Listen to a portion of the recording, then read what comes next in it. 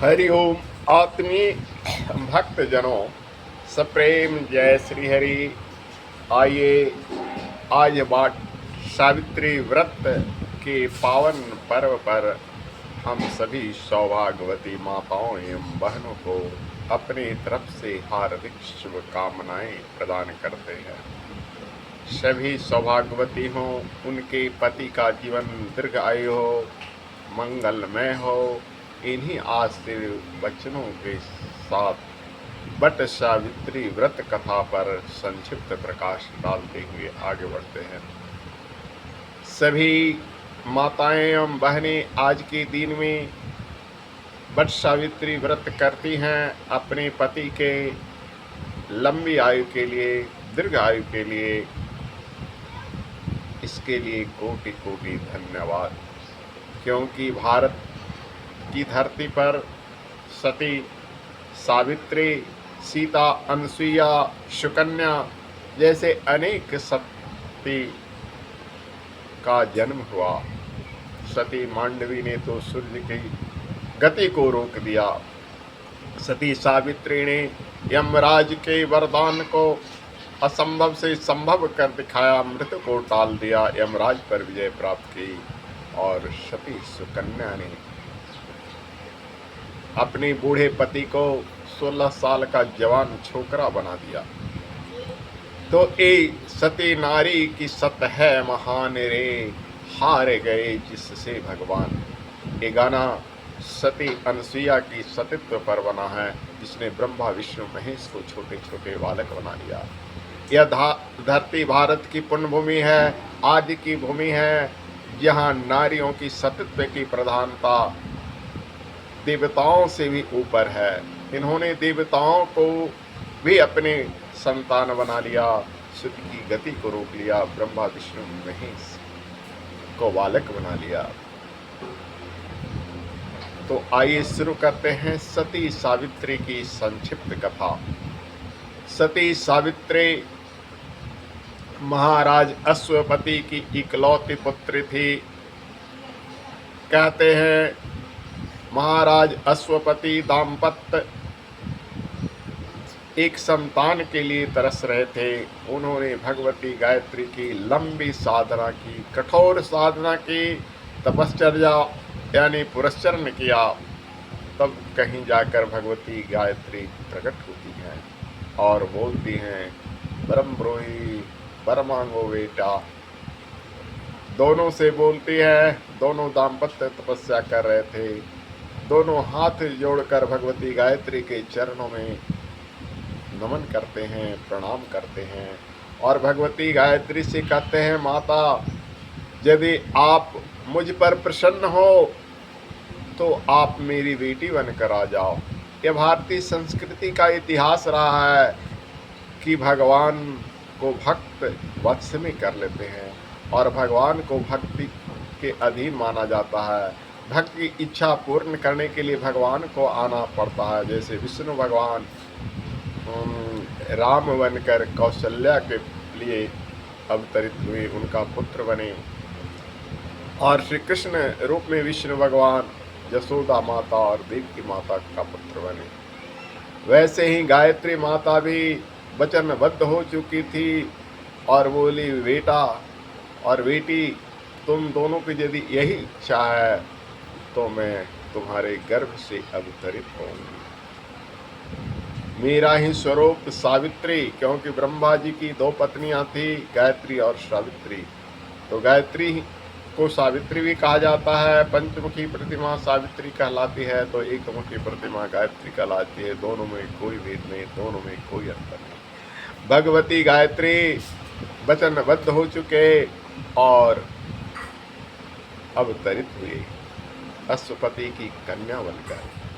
कहा जाता है कन्या रोज तिल तिल बढ़ने लगी, बहुत जल्द ही वो जुगती हो गई। ऐसे भी लड़कों की अपेक्षा लड़कियां ज़्यादा बढ़ती है, उसकी जवानी जल्दी थमती है। लेकिन भगवती गायत्री सूर्य की तेज से तेजमय थी, क्योंकि गायत्री की शक्तियां सूर्य शक्तियां हैं। कहते हैं गायत्री रूपी सावित्री जब अवतरित हुई तो उसके अंदर इतना प्रकाश था, इतना प्रकाश था, इतना प्रकाश था कि कोई देख नहीं पाता था। अनुपम सुंदरी, विश्व सुंदरी नहीं ब्रह्मांड सुंदरी कहिए माँ भगवती गायत्री सावित्री रूप में जब कन्या रूप में बनाई, लेकिन किसी का दृष्टि उसकी ओर नहीं जा सकता था, क्योंकि उसमें सूर्य की प्रचंड तेज थी। जो भी देखता चकिया चौंध हो जाता, आंखें एक सेकंड से अधिक नहीं टिक पाती। सावित्री जब जवान हुई तो अश्वपति ने उनके लिए वर ढूंढा, बहुत सारे राजकुमार आए, लेकिन उसकी सुंदरता, उसकी तेज के आगे कोई भी उस पर दृष्टि नहीं डाल सके। सब लोगों ने असंभव मान लिया कि ऐसी कन्या से मैं विवाह करके क्या करूँगा जब उसे देख ही नहीं पाऊँगा, क्योंकि उसके आगे सूर्य से जैसा तेज था। अंत में कन्या को ही आदेश दिया जाता है कि बेटी तुम्हारे लायक कोई वर मुझे नहीं मिला, तुम खुद वर ढूंढने के लिए जाओ। राजमंत्री संतरी सुंदर रथ सजाए जाते हैं और उसके साथ साथ मंत्रियों का रथ, सेनापतियों का रथ, संतरियों का पैदल, अश्वारोही गजारोही सेनाएं चलती है। सावित्री की सुरक्षा में सावित्री घूमती है, हर जगह घूमती है, हर जगह घूमती है। कई राजाओं के रिश्ता जो पहले से आए थे उनके पास भी जाना होता है, कई रिश्तेदारों के पास, लेकिन कोई सावित्री के अनुरूप वर नहीं। अंत में सावित्री वन भ्रमण को जाती है। वन में एक सत्यवान का नाम का लड़का लकड़ी काट रहा था। सावित्री उसे देखती है, सावित्री को वह सत्यवान देखता है, सावित्री को सत्यवान भर नजर देखता है, सावित्री भर नजर देखती है। दोनों का दृष्टि एक दूसरे पर जाता है, दोनों में आकर्षण होता है। कहते हैं सावित्री सत्यवान को पसंद कर लेती है, सत्यवान भी मन ही मन सावित्री को चाहने लगा। और वो सत्यवान था। सत्यवान का मतलब होता है सत्य स्वरूप, तो सावित्री को तो सत्य ही चाहिए ना। सावित्री तो नारायण की शक्ति है, तो सत्य नारायण चाहिए। तो सत्य रूपी ओ सत्यवान जो सत्य व्रती था, सावित्री उससे पूछती है, हे युवक आप कौन हो। सत्यवान अपना परिचय देता है और बतलाता है, मेरे माता पिता अंधे हैं, इसी वन में कुटिया बनाकर रह रहे हैं, चल। सावित्री उन्हें देखने की इच्छा प्रकट करती है। वो दोनों साथ जाते हैं और सावित्री देखती है। वे दोनों राजा और रानी थे, लेकिन उनका राज छीन गया था। सत्यवान ने सारी कथा सावित्री को कहती है। सत्यवान सावित्री को सब कथा का सुनाया और सावित्री ने कहा, हे युवक, मैं आपको वर रूप में वरण करना चाहता हूँ, क्या आप मुझे चाह सकते हो। सत्यवान कहता है, हे देवी, तुम राजकन्या हो, मैं राजकुमार भले हूँ, लेकिन फिलहाल लकड़हारा हूँ, मेरे माता पिता अंधे हैं, मैं वन में रहता हूँ, तुम कैसे मेरे साथ रह सकोगी। सावित्री प्रस्तुत होती है कि हे युवक, आज नारियां जिसको एक बार चाह लेती है उसे ही पति रूप में वरण करती है। मैंने तुम्हें चाह लिया, तुम स्वीकृति दो। सत्यवान माता पिता से स्वीकृति लेता है और देता है। उसके बाद सावित्री वापस अपने घर को जाती है, अपने माता पिता से कहती है कि मैंने अपना वर ढूंढ लिया। इसी बीच देव ऋषि नारद जी आ जाते हैं। नारद जी ही तो सावित्री के गुरु थे, जैसे माता पार्वती के गुरु थे वैसे नारद जी सावित्री के भी गुरु थे। सावित्री से कहते हैं, हे कन्या, हे बेटी, जिस लड़के को तुम चाह रही हो उस लड़का का उम्र तो मात्र 1 वर्ष है, ऐसे से तुम विवाह करके क्या करोगी। मात्र 1 वर्ष ही पति का सुख भोग पाओगी, फिर विधवा हो जाओगी। तो ऐसे लड़के से विवाह करने से तुम्हें क्या मिलेगा। सावित्री कहती है कि मैंने उसे चाह लिया। आज नारियां जिसको चाह लेती है उसी को पति मानती है। हे गुरुदेव, आप जैसे भी हो, मेरे इस विवाह के प्रस्ताव के लिए माता पिता से स्वीकृति दिलवाएं, माता पिता को राजी करें। अंत में गुरुदेव माता पिता को राजी करते हैं और सावित्री का विवाह सत्यवान से धूमधाम से होता है। सावित्री सत्यवान के साथ रहने लगती है और पति के साथ ही लकड़ियां काटने के लिए नित्य वन जाया करती है। लेकिन सावित्री के मन में खटकता रहता है कि मैं 1 वर्ष के बाद विधवा हो जाऊंगी, मैं 1 वर्ष तक ही इस पति के साथ सुख भोग पाऊंगी। सावित्री कोई साक्षात साधारण कन्या तो थी नहीं, वो साक्षात भगवती गायत्री थी। इसलिए वो टेंशन नहीं करती है, तनाव में नहीं रहती है। वो जानती है कि हमें क्या करना है। जैसे जैसे दिन प्रतिदिन आते जाता है, समय निकट आता है, सावित्री बट की पूजा करती है, गायत्री का पुरस्चरण करती है, क्योंकि गायत्री ही सावित्री रूप में अवतरित हुई थी। और ज्यों ही वो दिन आता है जिस दिन पूरे 1 वर्ष बीत जाता है, उस दिन भी सावित्री अपने पति के साथ लकड़ियां काटने वन को जाती है। कहते हैं सत्यवान ज्यों ही पेड़ पर चढ़ता है, उसका नज़र घूमने लगता है, सर में दर्द देने लगता है, चक्कर आने लगता है। वह उतर कर कहता है, हे देवी, मेरे सर में दर्द हो रहा है। सावित्री तो सब कुछ जानती ही थी कि आज मेरे पति की आयु पूर्ण हो गई, लेकिन आगे वो अपनी सतत्व के ऊपर इतना विश्वास करती थी कि वो अपने पति का सर दबाती है अपनी गोद में लेकर। इसी बीच यमराज के दूत प्राण लेने के लिए आते हैं, लेकिन सावित्री के मुखमंडल पर उस शक्ति, उस तेज प्रभाव को देखकर वो वापस लौट जाते हैं और कहते हैं कि हे राजन, मैं वहाँ जा नहीं सकता। अंत में यमराज खुद आते हैं, बोलते हैं कि जिसकी आयु पूर्ण हो चुकी है उसे हमें इस यमलोक में लाना जरूरी है।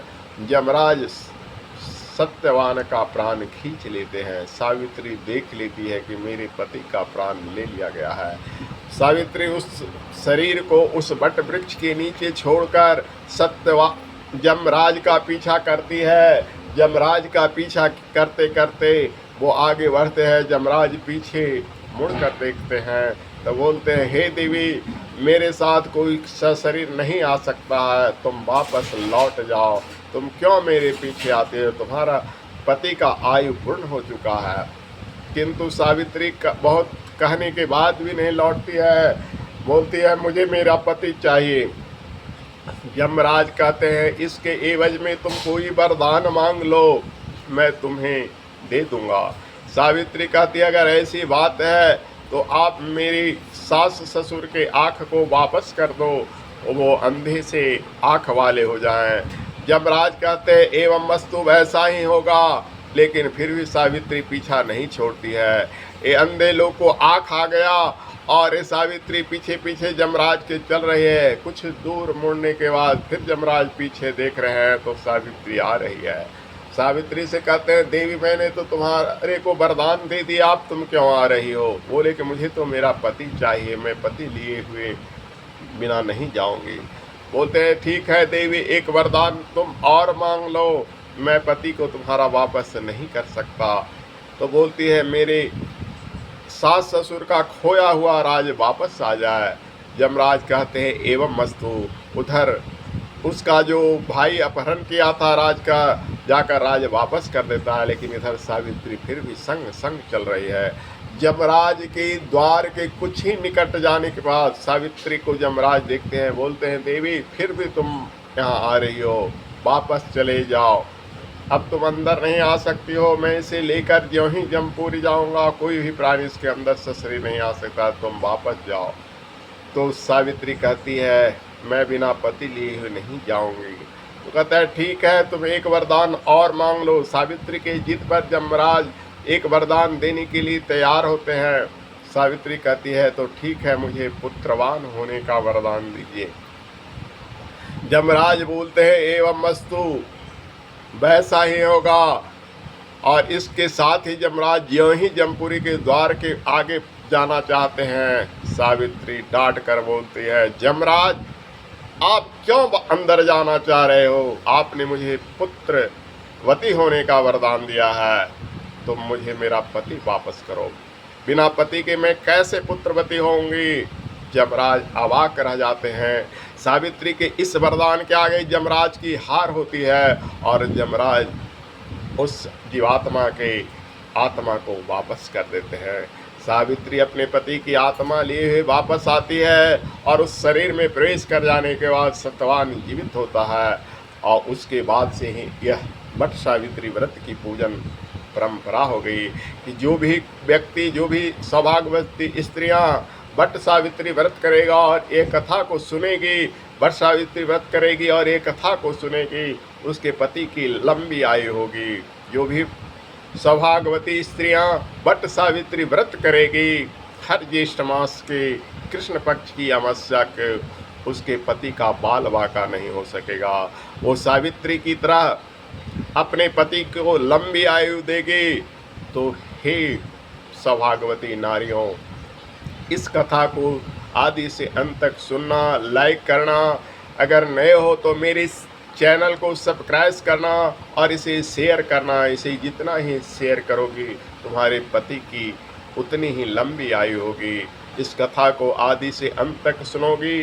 मैं भगवती गायत्री का ही उपासक हूँ और यह कथा सुनाने का सौभाग्य मुझे गायत्री की कृपा से मिला। सावित्री भगवती गायत्री ही तो थी, तो इसलिए तुम गायत्री की उपासना करो और इस कथा को श्रवण करो। हर वर्ष वट सावित्री व्रत करो। और साथ ही तुमसे मेरा एक निवेदन है कि तुम भारतीय नारी हो, भारतीय नारी बनकर रहो, विदेशी फैशन में मत जाओ और अपने पति को परमेश्वर मानो सावित्री की तरह। गोस्वामी तुलसीदास जी ने लिखा है, एक ही जप एक ही व्रत नेमा, मन काय बचन पति पद प्रेमा। स्त्रियों के लिए एक ही व्रत है, एक ही जप है, एक ही नियम है, मन वचन का यानी शरीर से पति के चरणों में प्रेम रखना। तो हे भारतीय नारियों, अपने पति को परमेश्वर मानकर उसकी पूजा करो। और सिर्फ व्रत करने से नहीं कुछ होगा, प्रतिदिन लड़ने से कोई फायदा नहीं मिलेगी। तुम 100 दिन 365 दिन के साल में 364 दिन पति से लड़ाई करोगी और एक दिन व्रत करोगी तो इससे कोई लाभ मिलने वाला नहीं है। क्योंकि सावित्री, सुकन्या, मांडवी, अनसुईया ने जो इतिहास बनाया है उस इतिहास को ग्रहण करो और उसके पद चिन्हों पर चढ़ लो। इसी के साथ ही मैं आज की कथा को यहीं विश्राम देता हूँ और आशा करता हूँ कि तुम इसे अधिक लोगों तक पहुँचाओगी और स्वयं भी अपने जीवन में इस व्रत के साथ साथ इसके आदर्श को ग्रहण करोगी। हरि ओम तत्सत। ओम।